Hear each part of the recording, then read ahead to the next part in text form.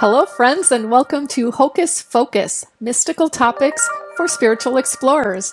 I'm Megan Rounds, spiritual connector, healer, energist, and founder of Mystical Mashup. Welcome to today's show, where we have guest Vonda Vaden Bates here to talk with us about reflexive integration. It's super cool. You're going to love it, and I'm so glad you're here.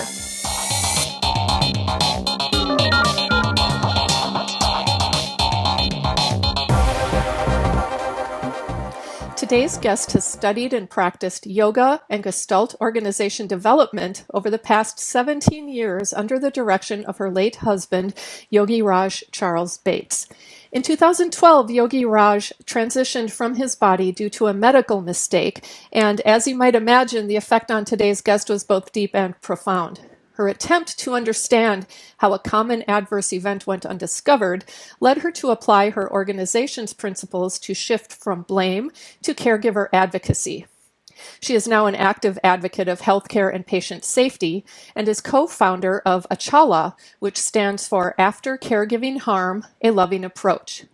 Achala is a 3-part online conversation for people who have experienced or witnessed harm while giving, receiving, and or supporting healthcare. She is currently making her way across the U.S. as a part of Zigzag for Zero, which is a 6-month journey from California to Capitol Hill in Washington, D.C., to appeal for safety for every person who gives and receives medical care. During her travels, she will meet with and interview over 60 people from 29 different roles that influence healthcare, including some with no idea that patient safety is an issue. She will then use what she's learned to form her communication to legislators in September. In addition to all of that, she's also CEO of 10th Dot, a boutique consulting firm that blends modern and ancient human development practices to fulfill its vision. You at your best, your endeavors thriving. Please give a loving welcome to Vonda Vaden Bates. Vonda, welcome to today's show. It's a pleasure to have you here. Hi, Megan. I'm really glad to be here. Thank you, and thanks for all who are joining us. Well, I am so happy to see you here. This is something that I have wanted to talk with you about for some time, and it's just such a pleasure. I want to start with a pretty general question, but one that probably packs a punch, and that is, how did you become involved with reflexive integration, and how did it come about? Reflexive integration is something that my late husband, Yogi Raj Charles Bates, it came to him through his meditations and his spiritual practice over the course of several years. He spent about 40 years studying yoga and various versions of and iterations of it with a teacher from the Himalayas. And about 25, 30 years into it, he began to really focus on the chakra. The chakra, people may already know, are those points that help connect the physical experience to the metaphysical experience in our humanity, our spirit, and our physical nature.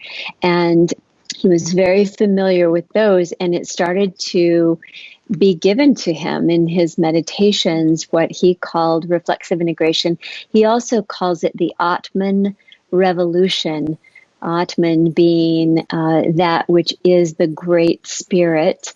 And he taught the workshop, or he designed a workshop for reflexive integration and carried that out a few times before his death in 2012, so almost 8 years ago. I have to say, every time I took the workshop and I assisted him with it, not with the content or the design, but just, making sure things. I had a profound experience and that it was perplexing to me. I didn't understand why it felt so powerful. My husband was a great teacher. He was a dense teacher. He packed a lot into a little. Every word meant 1,000 words to him. And so I just took it on faith that it did amazing things for my spiritual practice, and I began to experience it in a more direct way. After he left his body, I took a 2-year hiatus in the woods, in solitude, quite a bit in silence. And I set the home that I was in, the residence that I was in, I set it up according to reflexive integration. And I began to set it ways. And that's when I began to discover not that, but maybe some of the mechanisms for its potency. I just wanted to mention, you cut out a little bit there, and it was right as you were talking about setting up the space for reflexive integration. Would you mind repeating that part again, please? Sure. Thank you. I will try to talk more slowly. Have the best internet I can get in my travels. As Megan said, I'm traveling across country. I set my house up with reflexive integration. So each room had its own designated reflexive integration focus, and it was augmented by my mantras, crystals, a number of things, and I, basically just it was a version of feng shui, I guess is maybe the way you would put it. And I to under that practice how potent it really was. It sounded like feng shui to me in a sense, and what a brilliant application of that. It never would have occurred to me to do that. I have learned reflexive integration from Vonda, and so I have had some practice with it, but I'm still very much in its infancy, and the ways that you have talked about how you have applied it is just fascinating to me. Would you be willing to share more about some of the other approaches that you've used for it or with it? Yes, definitely. Well, I use it in the grocery store line. Now 6 feet away, it can take me 30 seconds or it can take me 30 days. So it is, and maybe I could just describe briefly sort of how I think about reflexive integration. It's a natural rhythm to the way in which we move from a potential state through the realization state, with sort of 11 stops along the way. And those stops are meaningful dynamics that are accurate in absolutely everything we do, whether we're thinking about it or not. For me, I think of it as like breath. Breath happens. Hopefully, for most of us, it's happened since the moment we were born. And with concentration and focus on it, we can actually utilize breath in a way that is magnificent and magnifies the vivification of life, if you will. I use it for designing PowerPoint presentations. I design it the lens of reflexive integration, start feeling into potential state, my emotional state with it, how that stirs in my gut, and so on. And when you're ready, Megan, I am happy to describe it in more detail. But it, for me, has become a very natural cycle that I pay attention to generate or just simply be present with what is. It helps me move forward with what is in a more tandem state, and it helps me get past my preferences sometimes. I think sometimes I use my preferences to get me forward, but for me, reflexive integration helps me transcend those preferences, and really get my current internal state with external state in a unified way. I'm just going to repeat what I think I heard you say because it cut out just a little bit in there, but that it helps you get your internal state into an external state? It helps me unify the internal state and the external state. Thank you. I'm wondering if you could give an example of how it brings forth those preferences that you may or may not have been aware of before, and how it brings you that clarity to be able to move forward or reach a point where you're making a decision or taking some action as a result, if that makes sense. Sure. It does. For me, I think what it does is it forces that are out of my control in my ability to navigate.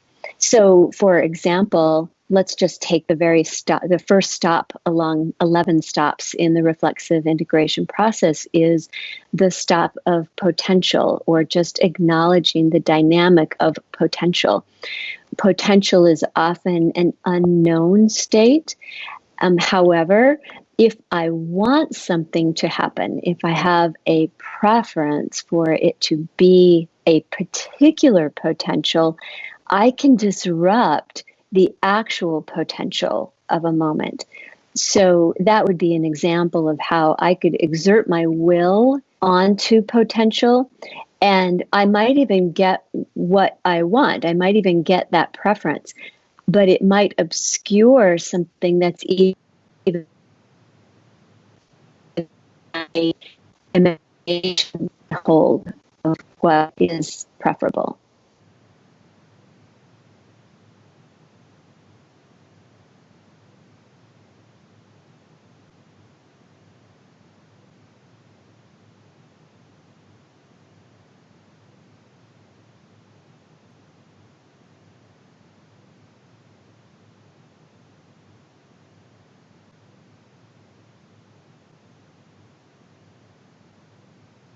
Mm-hmm. Yep, that's accurate.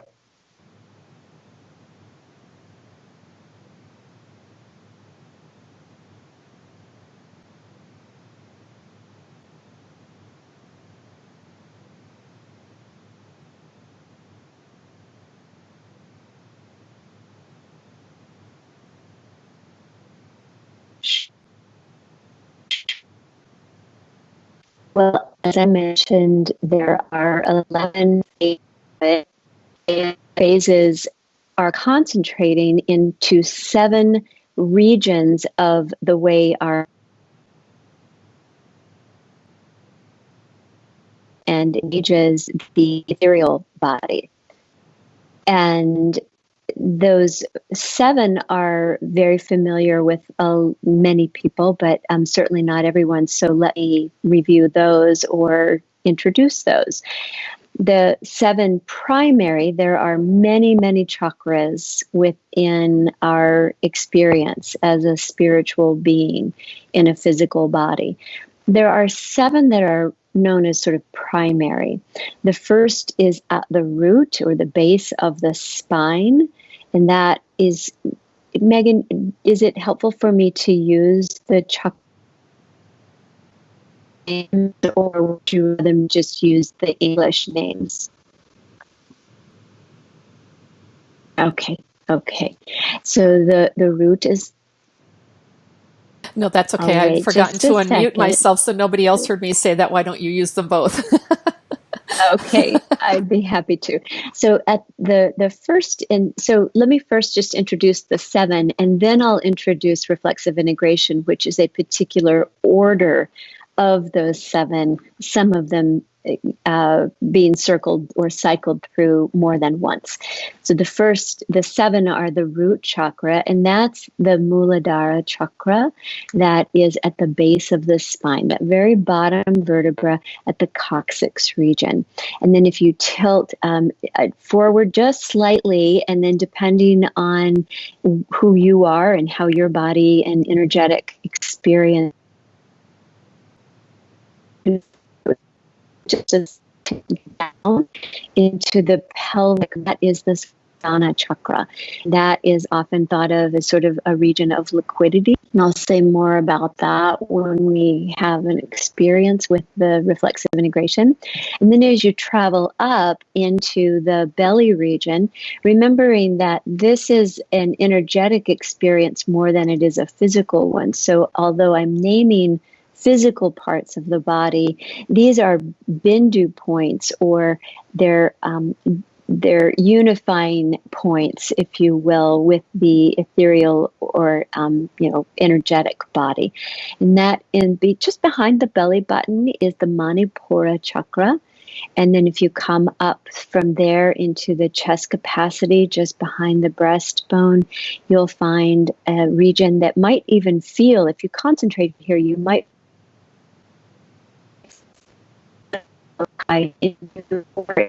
experience called Anahata Chakra region. And then you come up further still into the throat. In the center of the throat is the Vishuddha Chakra. And then up further between the center of the eyebrows is the Ajna Chakra. And then at the tippy top of the head, just slightly above, is the Sahasrara Chakra. So reflexive integration brings these 7 primary chakras into play, if you will, in a particular order. And there are more than hundreds, I'm sure, practices that you can, the different yogis and different traditions will focus our concentration on. This particular one, as I mentioned, came to Yogi Raj in a meditation course several years, and it goes from the spine forward into the pelvic region, then up into the belly. Then there's a pause. I think of it as sort of the vivification pause. It's the remembrance of life pause. And then another step into the heart region. And then you circle back into the belly. And then you circle back from the belly, sort of back around the back of the body, up through the back of the neck and into the throat. And then forward, you think of it like a ball that just sort of goes in around your body, and then you go forward, down, back into the pelvic region, and then circle back from the pelvic region, up around the back of the body, through the back of the head, through the center of the eyebrows. And then forward and like a round ball down to the base of the spine, to that coccyx area, and then from the coccyx area around the back and to the top of the head. And it's that rotation. And what I would like to do, if I have time for it, Megan, is just go through the key words in each of those areas. These are the dynamic forces of what is uppermost in these areas, the archetype force of nature, if you will. This is not to say that that's the only thing going on in each of these chakra regions. It's all going on all the time, everywhere. That said, much like if you put walls around you and you call one room a bedroom and you call a kitchen, those containers create something that's more aware or uppermost in that particular containment. And so at the base of the spine, what's most uppermost in that region is the state of potential. And why is that? It's the state of stability, of rest, foundation. It makes it possible for those of us who are blessed with movable bodies. It makes it possible for us to walk or crawl or sit or stand. That is a foundational point, and it requires stability and rest. So it gives us the potential for something to happen. That is just really resonating with me right Move now forward. because I feel like we're in that spot right now. I do have to say, Vonda, that our connection is not the greatest. And so you and I connect well, but the Skype connection that we're talking over keeps cutting in and out. And so I want to make sure that those watching know that I will post the visual that I have shown on screen a couple of times here in the comments section so that you can take a look at this with the sequence that Vonda mentioned, as well as what's uppermost for each of those regions. So we will try to piece it together as best we can. And I apologize for the tech issues, but sometimes that happens. That's a little out of our hands here. And so, I didn't mean to interrupt. In fact, I didn't actually realize I was interrupting until I started talking. But if you want to continue now, that would be wonderful. And I'm muting myself to try to minimize any additional interference. Yes, and I am happy to re-record, especially the practice that I'm going to provide here. I'd be happy to re-record that, Megan, to make sure that your guests get and your audience get a really good, stable feed. Good, I was we hoping don't you'd have say that. stability right now, but so that from that potential, then we can spring forward with from stillness can come a spark, that very first initial spark of something coming from stability or from stillness. So from potential, it is potential because something can happen. And that is what is uppermost in the the chakra. That is often thought first or felt first as emotion. Our emotions often happen. We can often feel something before we know something. We'll get some sort of a spark in terms of our joy or non-joy state or something along those lines. So emotion is not the only indicator, but it is an indicator that we've moved from a potential of something toward the realization of something. From there, then we bring it up into the belly, the Manipura chakra. And the Manipura chakra, that is where we start to feel commotion.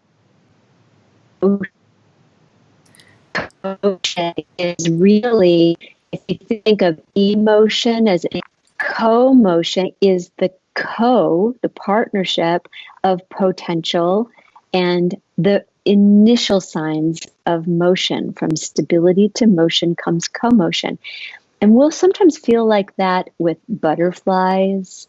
Our stomach might even grumble. We might just start to feel something stirring. There's a real thing about our gut feeling, and it's different than our emotion. It's a more charged. Sometimes that can feel like anxiety, and if we can remember that anxiety is often an indicator of something rather than a permanent state, that's a style to realization of something, help us accept that anxiety and also continue on with it in a more productive way. I don't know about you, but as much as I have been presenting my whole life long, really, because I grew up in theater, I still get a churn in my belly when it's time to really be completely present with someone. And I think in part that's the exchange that's happening with others.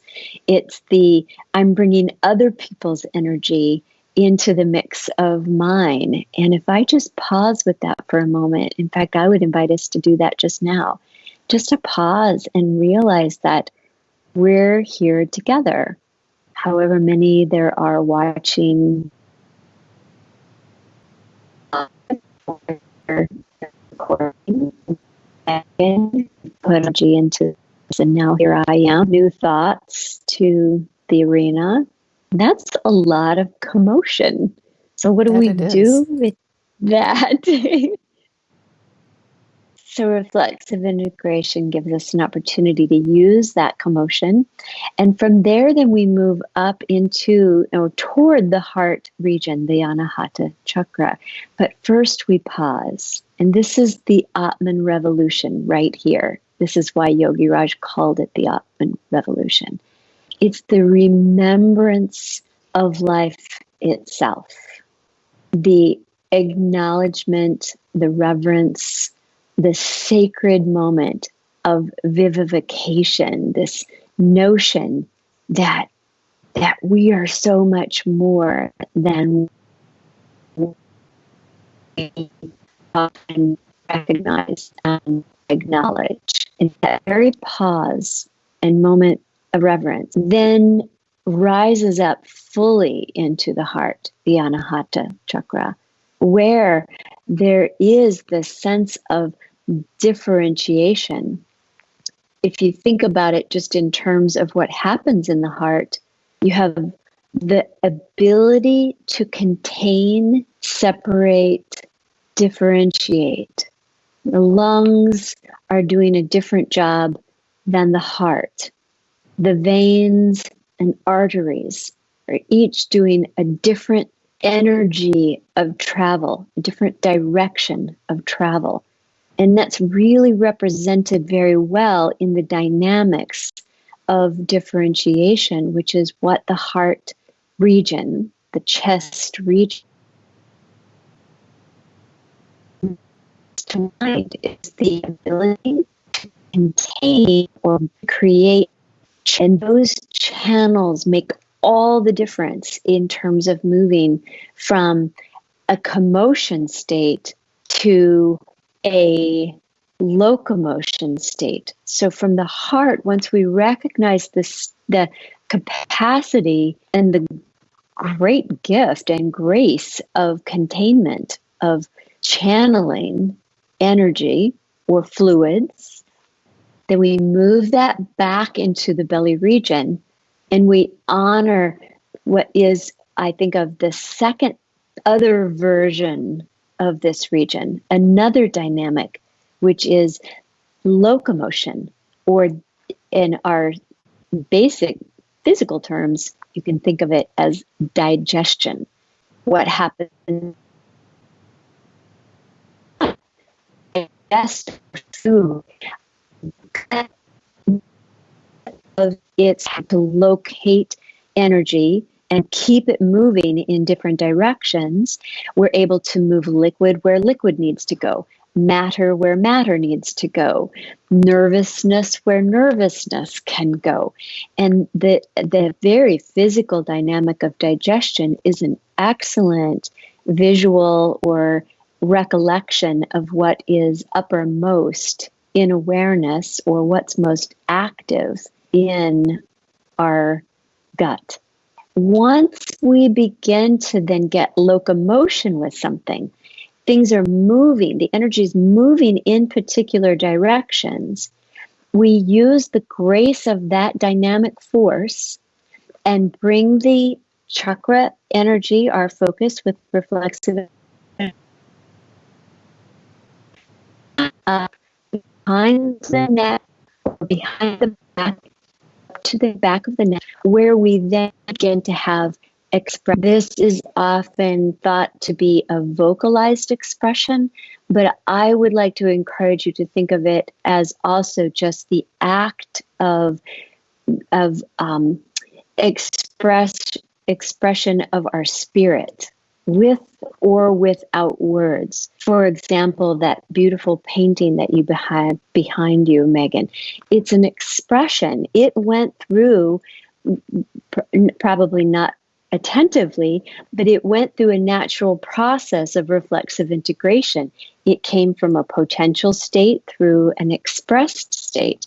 And that expression then through the heart It requires listening at the throat chakra, the Vishuddha chakra. Listening or hearing is for most terms of art. It requires the listening of the energy that has been drawn up in a locomotion state, and then to begin to give it that expression forward. And what happens then is there's an impact. Our expression continues forward, down, back into the pelvic region. So we visit that again. And the second iteration is distribution. What was initially a motion state now, like liquidity, begins to distribute. You remember that water, liquidity, fills whatever container it has. So in this case, it's distributed, the state of our expression is distributed in whatever ways it can be distributed. And that then is the impact or the out of that expression, which came from the building up of that locomotion, which was a result of the ability to channel and contain, which came through a pause of our attention, recognizing life itself, which was stirred from that initial state of commotion, which came from a state of motion, which came from a state of stillness and potential. Then I'll go ahead. No, go. That's fine. You move forward, and then when you've finished, there's something I would like to just say around a visual of that process that has been helpful for me. Okay, great. So let's go back to the distributed state. So you've got in the reflexive integration process. Once the distribution ends, it's toward concept that it begins to be distilled, if you will, into, and so we bring the attention back from the pelvic region behind us, around through the back of the head, through the center of the eyebrows, and we begin to notice that certain things have been left out and other things are now uppermost in our attention and our awareness. And this, for me, is where the magic of, well, the magic is everywhere, but I think maybe I'll say this is maybe one of my favorite parts of reflexive integration, is that if I want something, or if I have an aim, a goal, I will often just start by concentrating on it, and I'll skip all those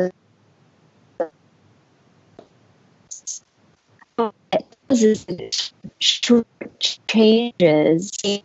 change of my interest and the current state of the world at that moment. And this process, once I get to concentration, if I've utilized the reflexive integration practice, it has come to be because of my acknowledgement of the natural forces of life. And that way it's more robust, but in my opinion, it's also more authentic. What I'm now concentrating on is more coming from life itself, which of course includes my interest, but is in my awareness state, it's more inclusive of all that is, rather than just the thing I've wanted or my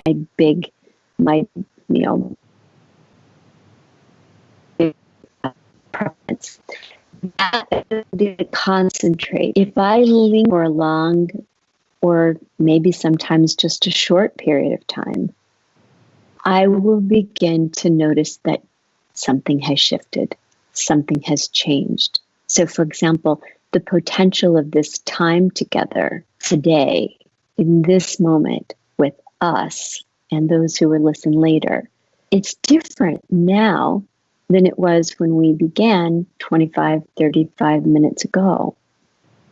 That then is honored and respected and acknowledged by bringing the concentration between the center of the eyebrows forward, back, down, around, back, circling to that bottom base of the spine, the coccyx region. And where it was potential, different potential has changed. And that I think of as the of being conscious and present with all that is, with me included. And that ability then to get to a new potential or an integrated state, because potential doesn't spark on its own. Even potential itself has been derived from our experiences up to that point. And that integrated, if we concentrate on it and acknowledge it with reverence and focus and attention, it then brings us to a brighter awareness of what's been realized. And in the reflexive integration practice, the energetic back of the spine, all the way back around the crown of the head, just this tippy top place right here, which vibrationally has a different kind of source of energy, but is completely in tandem as a polarity with the concentrated or the integrated part of that base of the spine. And in reflexive integration, and you just hold that realization and you acknowledge it. And it's not so much a thinking thing as it is a being thing, an experiential thing. So thank you for letting me go into the detail of it. I hope that made at least, if it didn't make sense, maybe it made an impact nonetheless. Well, even though I've heard aspects of these things before, this time around, it's bringing new aha moments for me. And that's one of the things that I think, it's just the richness of this practice, how deep it can go. Now, there were bits and pieces in there where you kind of phased in and out again. And one of them was when you were talking about the magic, that it's all magical. One of your favorite pieces is, moving from the ajna back to the root. And there was a chunk in there that I couldn't decipher. I don't know if you want to talk to that now, or if maybe we go back afterwards and I let you know the parts that were missing, and maybe we can find a way to fill in some of those pieces. Well, let's just stop with that and see if you want to just go back to that one little part about why that is your favorite part, and then I'll share that one, just a visual about the sequence that I think may be helpful for some.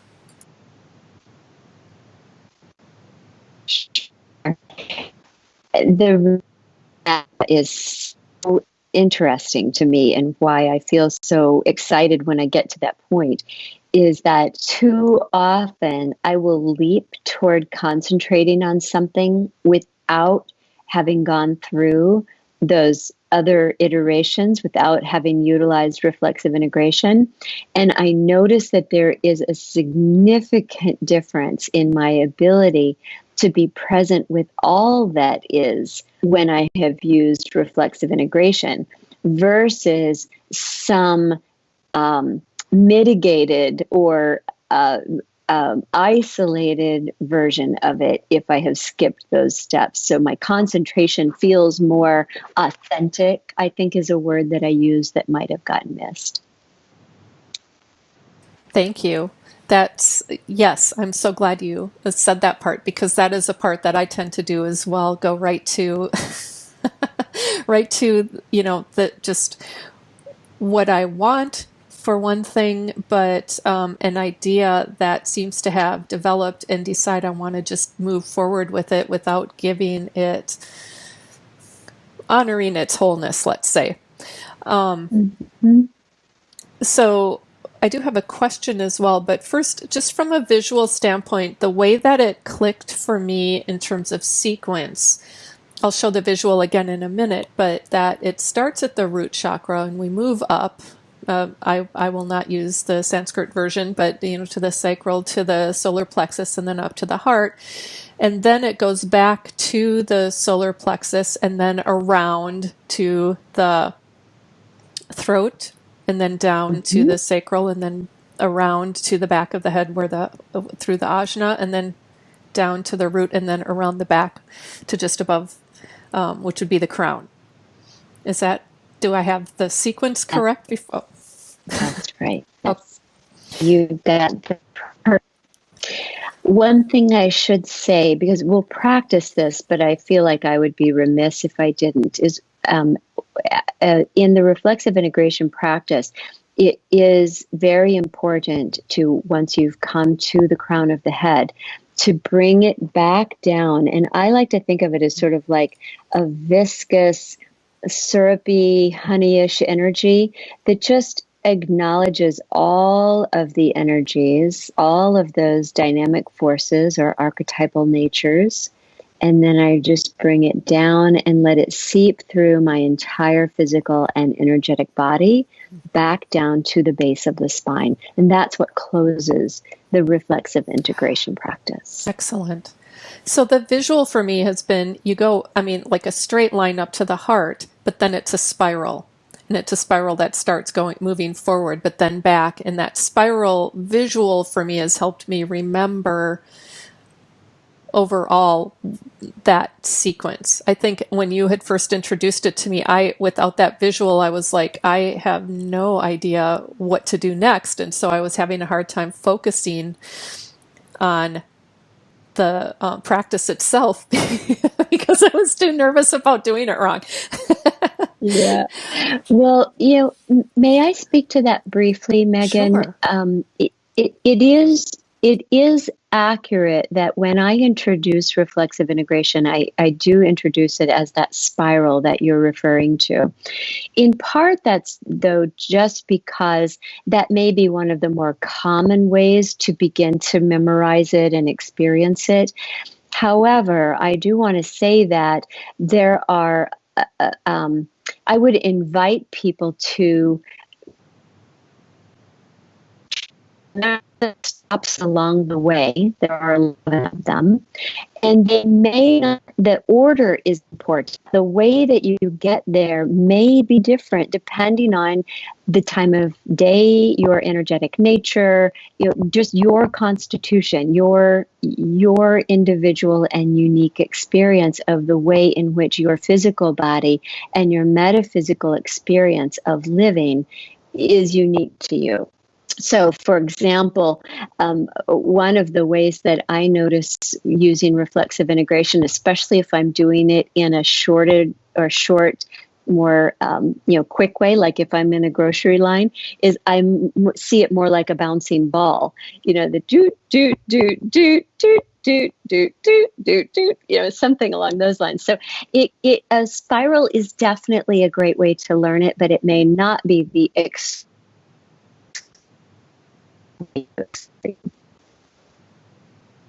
Thank you. What you cut out at the end, but what I think I heard you say is the spiral is one visual, it's not the only. And so that works for me because spirals they're very meaningful to me, but that bouncy ball idea also really resonates. So that's something I'm interested in trying the next time I do it, when it's not guided.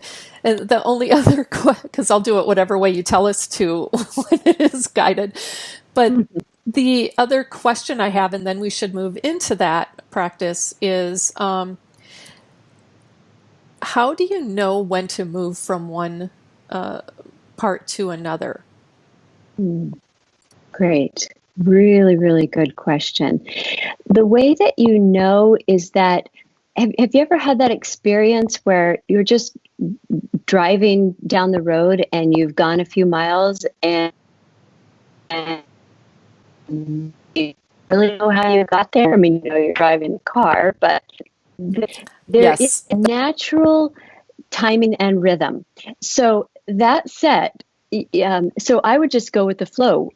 Sometimes it will be bound by time, right? If I'm in a grocery line and I'm wanting to sort of work out a issue or something and I'm using reflexive integration, I might say I'm going to give myself, this line to do it. And so I'll just sort of go through it more expediently. And that in that way, I'm moving it forward based on the other experiences that are going on in my life at that moment. If I have all the time in the world, let's say I'm in my meditation practice and I don't have a specific time that it needs to take, then I let the natural rhythm begin to flow. And what you will probably begin to notice is that to move and you follow it rather than your direct. Might come to a state from potential into the spark state or that first motion state at the Swadhisthana chakra. And then my stomach might begin to kind of stir a little bit. That might be the call up into that region. And so I'm following the stirs. You will begin to notice your body's responses. Your heart rate will change. There are things that will physically happen for you that will be indicators that you are moving through the process as well. So it can both be something that you are you're directing the time based on whatever time you've set aside, like we will today in the practice, and it can be something that you just take the time that it takes and follow it along. The one thing I would say is, or not in the reflexive integration practice. That integration practice is superior to other practices, but this particular order gives a particular predictable outcome. And so I would say the only thing that I would be very rigid about with the practice is the order itself. Thank you. Okay. Well, yeah, and I think that order because there is that kind of meaning to each sequence, it makes total sense that the order would be important. And it's one way to do it. You kind of cut off, so I want to make sure everyone heard that Vonda isn't saying this is superior to other approaches. No. Because it almost sounded like you said it was because of how it cut off, but that is not that is not it. It's just an approach. And one that has worked really, really well. I know that, I've gone out of practice with it and now I'm ready to jump back in. I can definitely see, oh my gosh, so many ways it could be beneficial to me in my own practice at this point in time.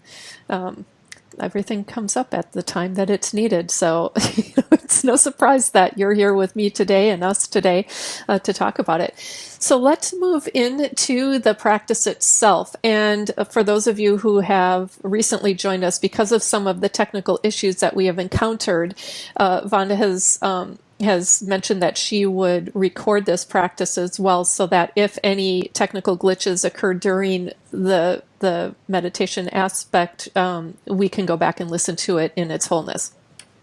Mm-hmm. Thank you for that. And Megan,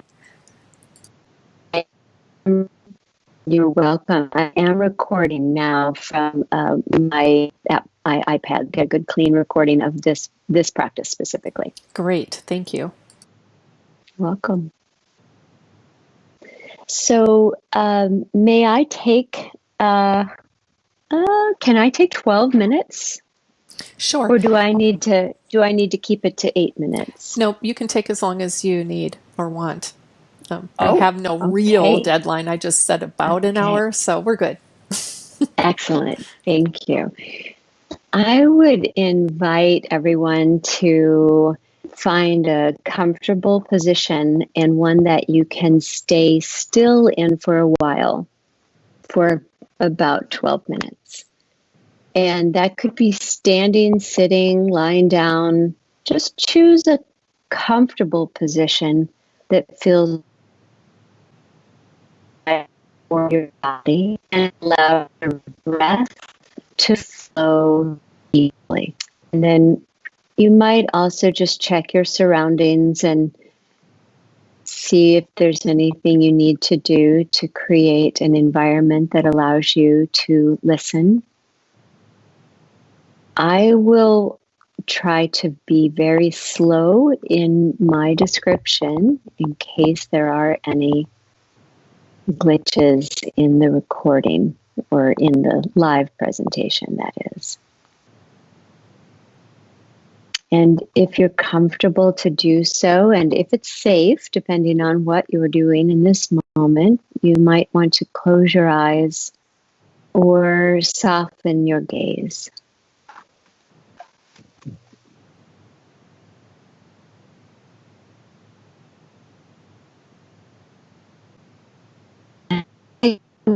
Just be present with those who are here live now, who are listening later.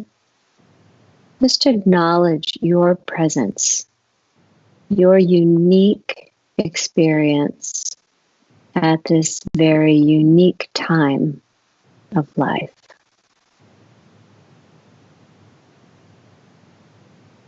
Om, I acknowledge you. At the same time, I acknowledge us, that we are having a shared experience, even if we are not having a sensory shared experience with one another. And that is part of all that is right now.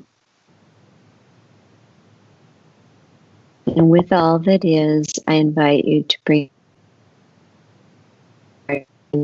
your breath in whatever way it is flowing. And extend your exhale for a moment. And let the inhalation just naturally come from and after that exhalation.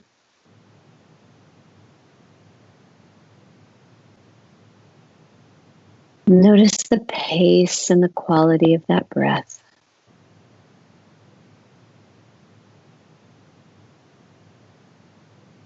And now, without physically moving, bring your attention and awareness to the base of the spine, the very bottom vertebra.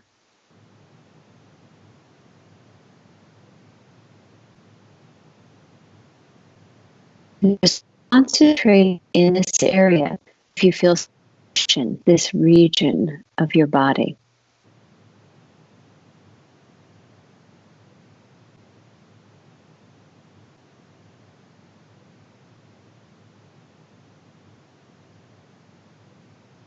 Notice how far that sensation reaches, radiates.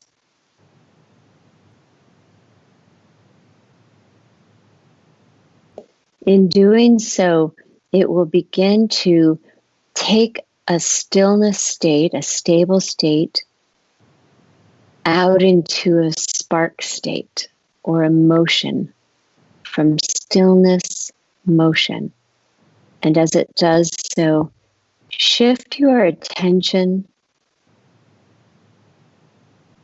to the pelvic region, the sacral region, the Anahata Chakra. And once again, begin to feel the sensation there in that region of the body, as well as how it radiates out beyond the body, how it also receives from outside of the body. And notice the exchange in the pelvic region.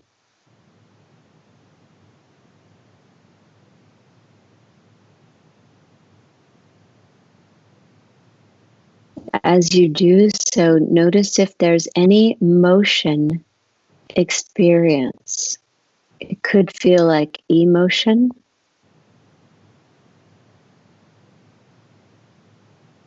It could be hum, slight vibration. Just notice what it is for you. Pay attention to what you are paying attention to.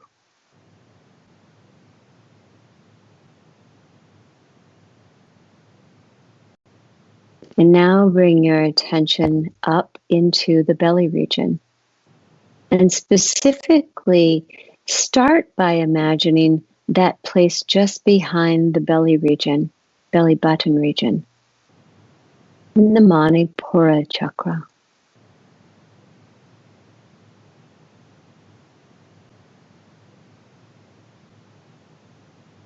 Notice what's transpiring for you, physically, energetically.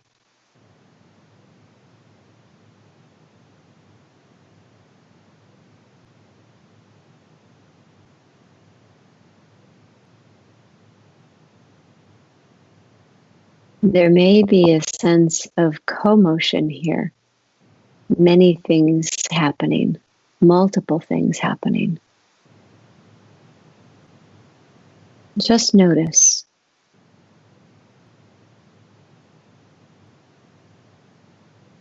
Pay attention to what you are paying attention to.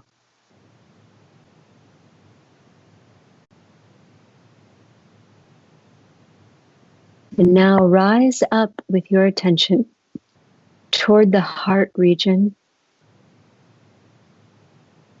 the center of the chest. Take a pause here. In that pause, pay no particular attention in any particular way. To the best of your ability, just be without attending or focusing in any particular way.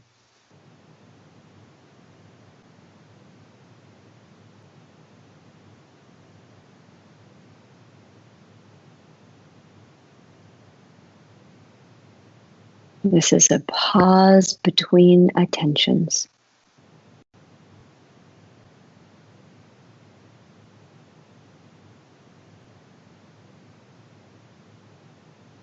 Now staying in the heart region, pay attention to the way in which in the heart region there is the capacity for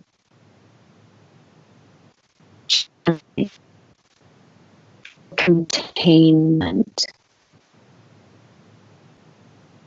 discernment.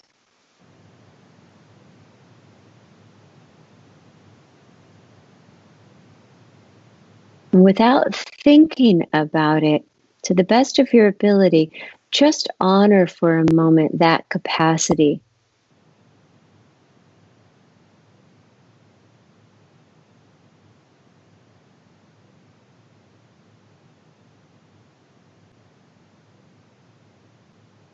Now, with that capacity comes the ability for things to be sorted out. Bring your attention from the chest region to the belly region, where we were before.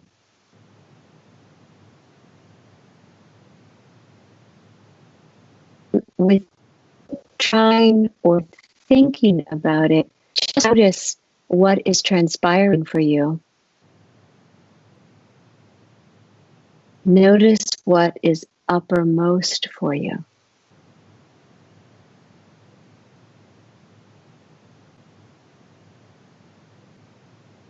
Notice what's in the foreground of your experience in this moment, this time.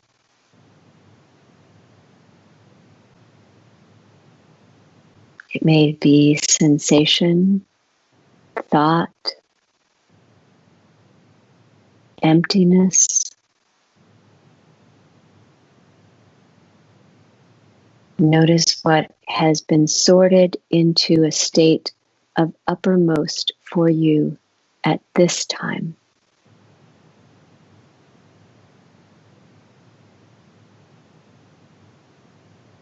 Now bring what that is up through the back of the throat, toward the center of the throat, into the Vishuddha chakra of expression.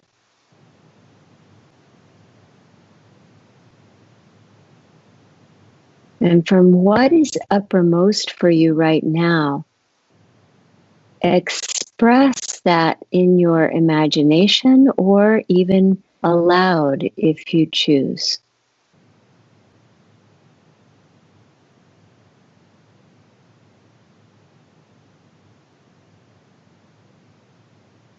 Take this moment to honor expression of what is uppermost for you.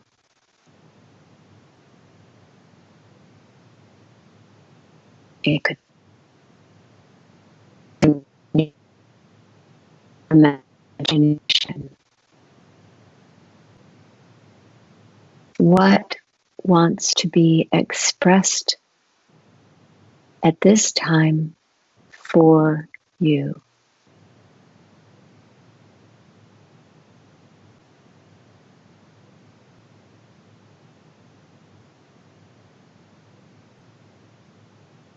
With that expression, in whatever form it's in right now, it may be that you want to revisit this later and see what's true for you later. Bring the expression state forward back down into the sacral region, the Swadhisthana Chakra. And feel the influence of your expression.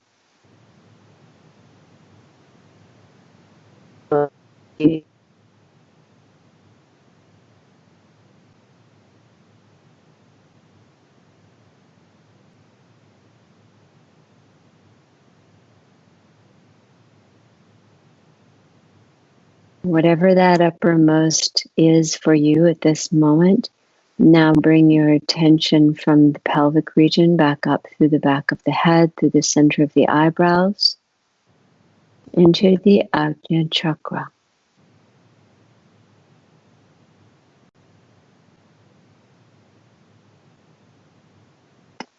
And concentrate on what's uppermost. Give it one pointed focus, singular attention. And direct that attention out like a beam of light forward as far as it will extend.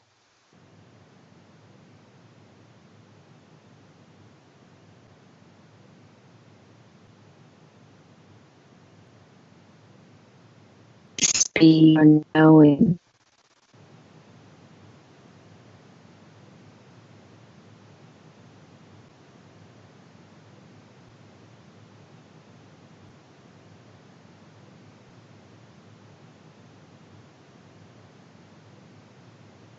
Linger in this concentration.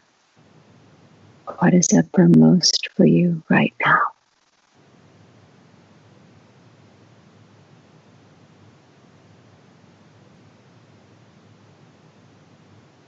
Now bring it forward and down back to the base of the spine. And ask yourself, what is the same and what is different from when we began this practice?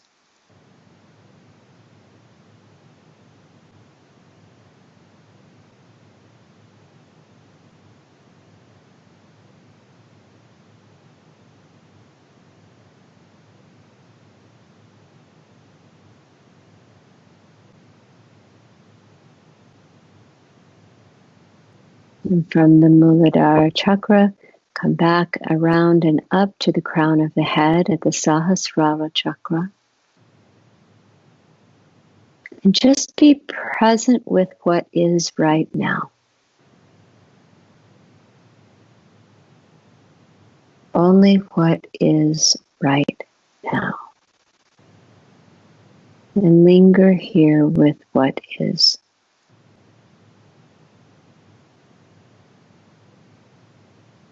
This present time. Moment.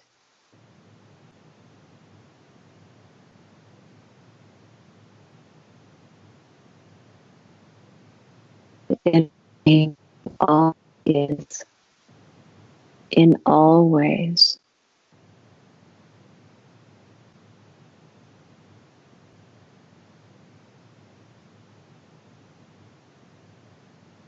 Now, with a breath from the nostrils up to the crown of the head, imagine that your current state begins to assimilate within every aspect of your physical and ethereal body. And like honey, just let it become viscous, dripping down from the crown of the head, through the scalp, the skin sheath, behind the eye sockets, and the sky. Just viscous enough, a soothing effect, bringing what is right now into your entire physical embodiment. Your lips and mouth and nose, jaw and tongue and teeth, and throat and shoulders, neck and back, chest, arms, torso, fingers. Let that honey just drip down so that it fills your entire physical presence, grounding you in what is in your body.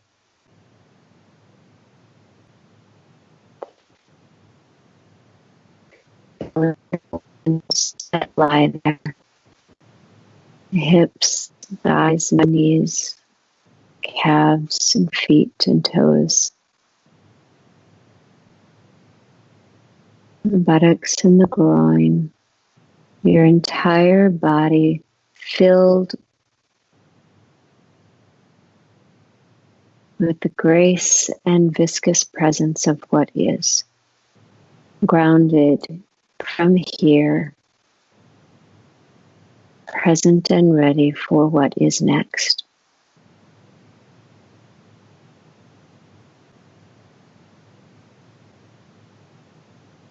Notice what is uppermost for you right now in your attention and awareness. And take an extra long exhale and a natural what's next.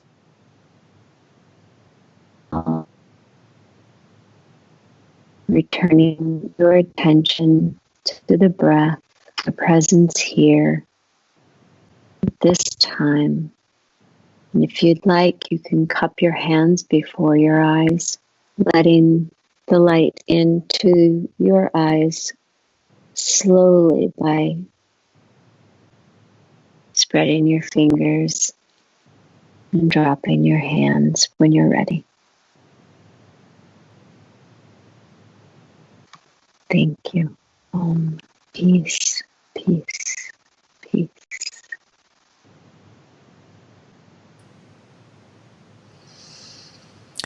Thank you, Vonda.